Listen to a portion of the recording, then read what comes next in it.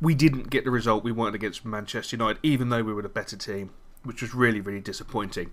And I've gone for a slightly different looking lineup. As you can see, I put Filippo up front with Benzier, Isco's dropping into Cam, Dorian Jean is getting a crack in left midfield, and Adrian is playing in right midfield. A little bit risky with a 4-1-2-1-2, but I feel this is probably one of the better ways we can get all our players into a formation. And I wanted stability at the back to give us 4, so hopefully it will pay off. And as we start the game off, no, it definitely didn't pay off, because we start off so nervously. Panathinaikos came straight onto us. They're really, really dominating us. A nice little shot here, but gets a great deflection. Adrian's doing his job. He's coming in to collect it, but oh my god, he quadruple handballed the ball, and we really did just get away with that. It was unbelievable. Nice play by Panathinaikos. The defender gets his foot to the ball, which is fantastic, but look at this. The ball comes over. Adrian seems to panic. He turns, handballs the ball onto his chest, onto his arm, onto his shoulder, and then he flicks it round Butland with his hand and stops the ball going over the line. I mean, fair play, the boy was doing his job, but oh my god, the nerves were showing early doors, which is really, really disappointing. We need composure, and it was so lacking.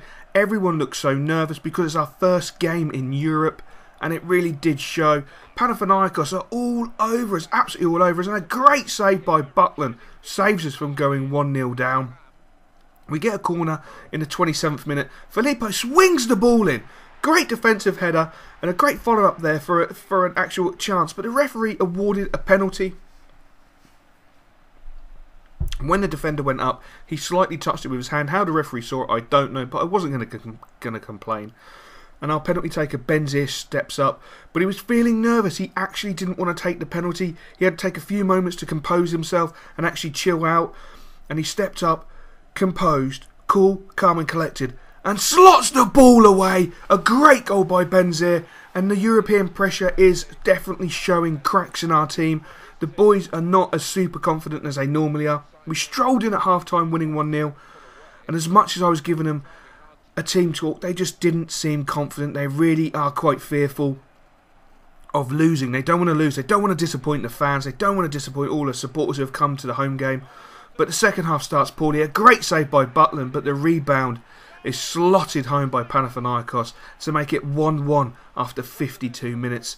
And that was really, really disappointing, because we'd actually started to play with a little bit of confidence, and that just knocked us back even further. But Filippo tried his damnedest to get some confidence going. He had a great shot that was blocked. The ball falls to Adrian. He knocks out to Hewitt. Hewitt gets a fantastic cross, and at the back post is Filippo, but he couldn't get his head on the ball and score, unfortunately. The ball is then taken by throw-in. It's given to Benzier. Benzier feeds it into Sissoko. Sissoko cuts inside. He feeds it into Filippo. Filippo on a turn.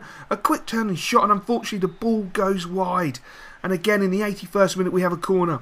Starting to play with a little bit of passion. Starting to play with some form of confidence. The ball swung over. Tank goes up. It hits the bar, and somehow the goalkeeper clears it. And the game finishes 1-1. And the players really did show their thanks to their supporters. And it did show a few issues that we've got to address. We just didn't play with any confidence whatsoever. And that was really, really, really disappointing. But we had a great opportunity to take on West Brom at home in the Premier League and put everything right. And as you can see, we're sitting third in the table. 2 wins, 2 draws, 8 points. So we can't really complain.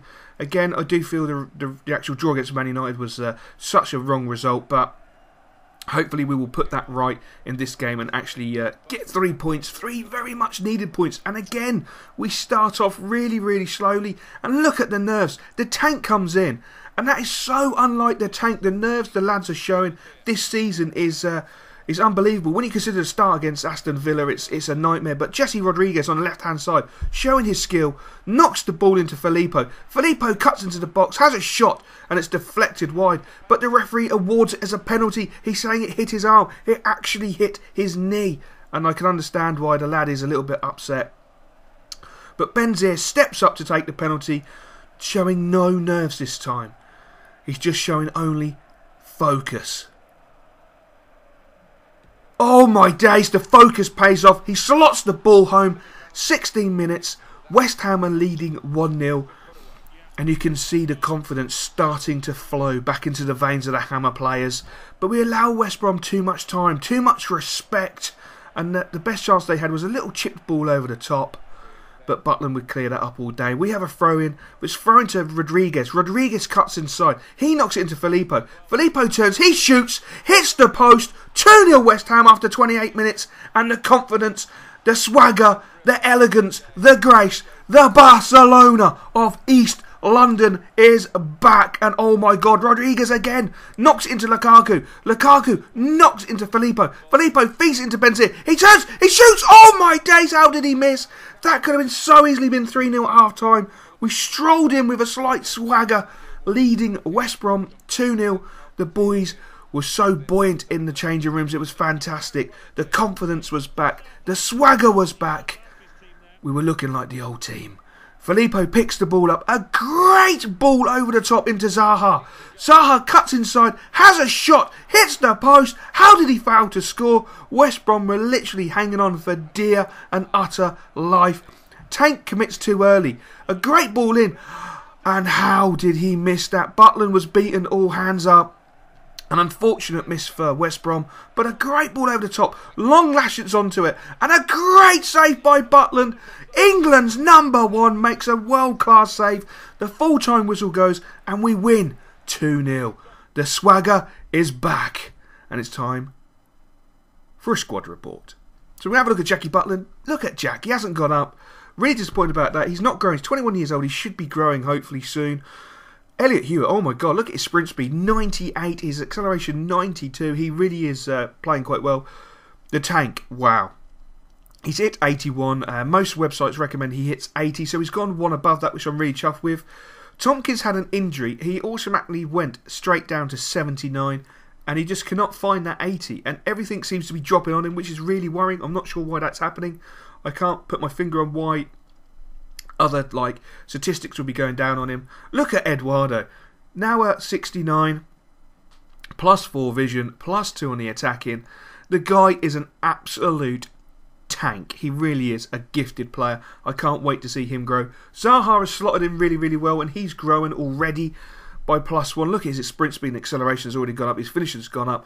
Rodriguez hasn't gone up yet, but look at all those greens. All those pluses, I should say. You know, he's starting to go up quite nicely. So I was a little bit shocked that he hadn't gone up. Filippo has hit 81. Oh my God, he's just becoming the all-round legend. He really is becoming an all-round legend. Simple as that. The guy is absolutely fantastic. I can't recommend Filippo enough. Benzema is starting to go up steady, slowly but steadily. You know, he didn't have a great start to his West Ham career. At the latter stages of last season, he got onto the team, and you can see from his stats, he's going up magnificently now. Lukaku slotted in, he's going up. Dorian Jean, we've just picked him up. He's played a few games, so I'm shocked to see that he's actually dropped to a 72 from a 73. I think that's absolutely ludicrous. Absolutely ludicrous. As you can see, Monkhouse, our new goalkeeper, age 16 years old, has been sitting on the bench, hasn't played as yet, but he's been going up. He's had a few reserve team games. He's played pretty well, looks pretty impressive. And as you can see, Mbaye's form is poor, and to be honest, yes, it pretty much is dismal. Adrian is starting to grow. He seems to be a very slow grower. His attacking position's gone up. He's not looking too bad. Ravel Morrison hasn't really played, so a bit hard to see what he's going to be doing. But look at Gudetti. He's come in, he's slotted in, and he's got loads of greens already. Isco's only played like a game and a half, so I expect him to go up quite soon. Noble hasn't been getting a look in, so I doubt he'll be going up. But yeah, I'm a little bit worried about Adrian. I'm a little bit concerned about Butland. Very concerned about Tompkins. Very concerned about his rating. Very, very, very concerned about Tompkins, which is a real... I want him to start growing, and he's an essential part of the team. But I just want to show you something that happens in FIFA to me. This may not happen to you, but this is something that actually happens to me within FIFA. So as you can see, I'm going into the game with Everton. And as you can see, M. Byers on the team sheet. Now, I've changed his actual shirt number. But as you will see, his shirt number pops up as a number 6. Which is really, really annoying because I've already bloody changed it. Now, the glitch that happens with me is his shirt number will change. Now, obviously, we're going to have a look at the table. Not doing too bad. That win has actually done us the world of good. Arsenal are off to an absolute fight. Look at Southampton, Swansea. Oh, my days. Chelsea are down mid-table. We're going to go through the Everton lineup, and then we're going to get back on course with this commentary. Get the passion back flowing. But I just want to show you this because it really does absolutely fuck me off. Doesn't matter how many times I change his fucking shirt. It sometimes does this and sometimes doesn't. But luckily, look at this. Mbaya is wearing the number 3 shirt. Now go back, if you wish, go back and you'll see he was wearing the number 6 shirt. And then all of a sudden on the pitch he's wearing the number 3 shirt. It changed. I don't understand why. I wanted it to, so I'm not complaining. But that's some of the glitches that happened to me. In the next game he could be wearing the number 3 and it will glitch to the number 6. What the fuck are you doing to me, EA? Seriously. Now the rant's over.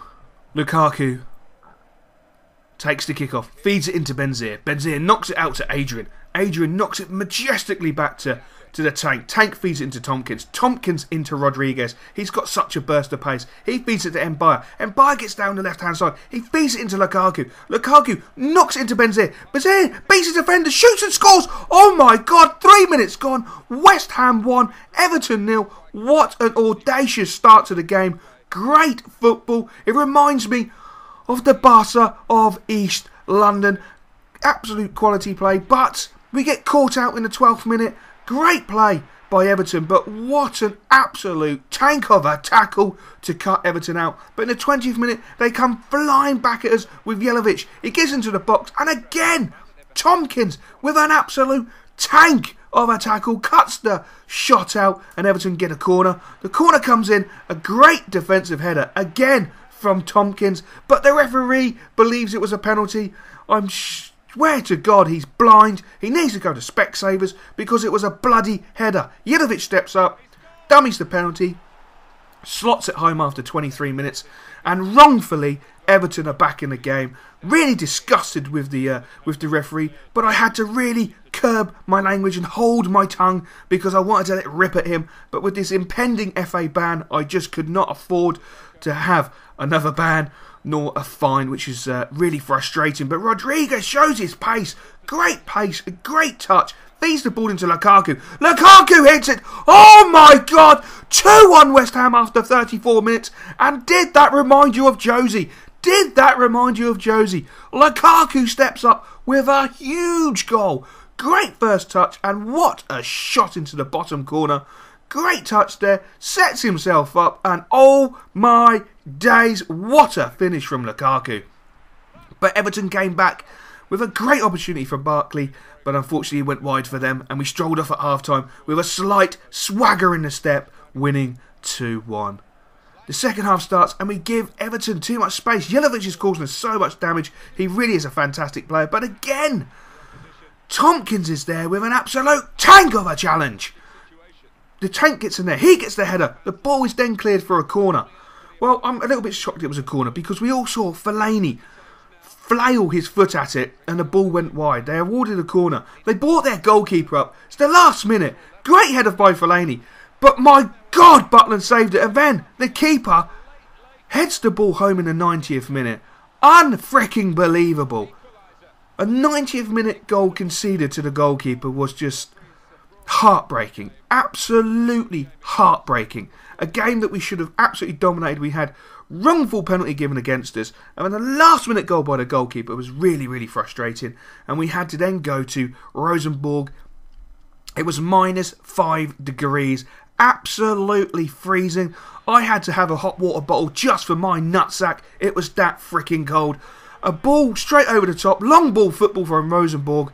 They break into the box, and in the 18th minute they take a 1-0 lead. Not the sort of conditions we're used to playing in -8, -9, -10. As the game was going on, it was getting colder and colder and colder, and Rosenborg were just getting hotter and hotter and hotter. We couldn't live with them. Great ball to the back post, great header, and oh my God, it hits the ground, goes in. Butland beating all ends up. Mbaya with a poor clearance header. He should have had that all day, every day, but unfortunately he failed to. He's taken a long time to settle into the team. But we get a throw in. Adrian cuts into the box, gives it to Isco. He goes for the shot, it's a miss. Falls to Sissoko, and we're back in the game in the 42nd minute with an absolute cracking goal. And look at the little ball boy. He's celebrating a goal for West Ham. He doesn't like Rosenborg. He loves the Barca of East London, and rightly so. What a hammer blow there from Sissoko.